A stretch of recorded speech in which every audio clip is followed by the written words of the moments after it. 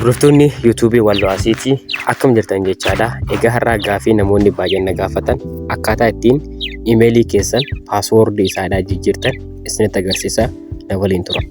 Egaa gaafiin kun isiniif salphaa ta'ullee koomentii irratti yeroo hedduu namni hedduun na gaafata. Kanaaf akkamittiin akka paaswoordii imeelii keessanitti jijjiirtan isinitti agarsiisa na waliin tura.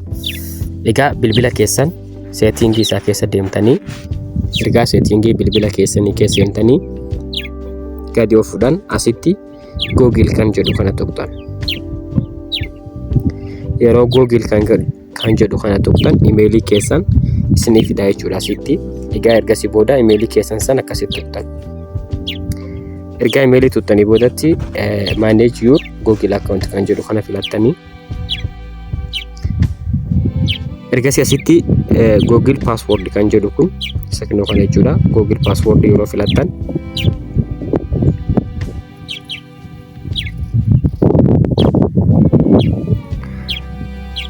egaa maal jedha kanaaf asitti daka kana buutanii jechuudha. Ishii kana try another way kan jedhu kana asitti password keessan hin beektan waan ta'eef ofuufuu jijjiiruu hin dandeessine jechuudha. Kanaaf asitti try another way kan jedhu kana yoo filattan akka bilbila keessaniin jijjiirtan filannoo kan isinii kenna. Fakkeenyaaf UC asitti maal jedha enter your password keessa yoo beektanii jijjiiruu barbaadan isa kanatti filattanii yoo immoo password keessan kan taggattan ta'e haaraa uumachuu barbaadan UC your passkey kan jedhu kan tuquudhaan ashaaraa bilbila keessaniitiin jijjiirachuu dandeessanii jechuudha. Asitti enter your password kan jedhu kan waan tuqee password yeroo itti galchee next jedhuun jechuudha.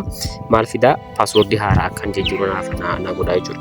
Yoo immoo try another way kan jedhu kana tuquudhaan asitti UC your passkey kan jedhu kan waan tuqee fakkeenyaaf koodii bilbila keessanii isin gaafata jechuudha. Yeroo koodii bilbila keessanii galchatanitti asitti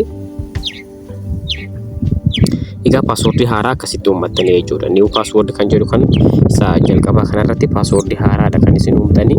Kan lammaffaa kanarratti ammoo password isa tokkoffatti barreessitan sana asitti barreessuudhaan change password kan jedhu kana tuquudhaan password imeelii keessan guutumaan bifa kanaan jijjiiruu dandeessan jechuudha karaa salphaadhaan jechuudha. Kanaaf akkasuma ammallee yaadaa fi yoo ammoo gaafii qabaatan koomentii irratti gaafachuu dandeessu jechuudha. Akkasuma ammoo koomentii keessa ilaallee deebii yeroo gabaabatti isiniif kennina. Nagaan nuuf tura. Galatooma. Chaanaalii Walloo Asiitiif ammoo haaraa yoo taatan subscribe godhuudhaan maatii keenya ta'a. Nagaatti.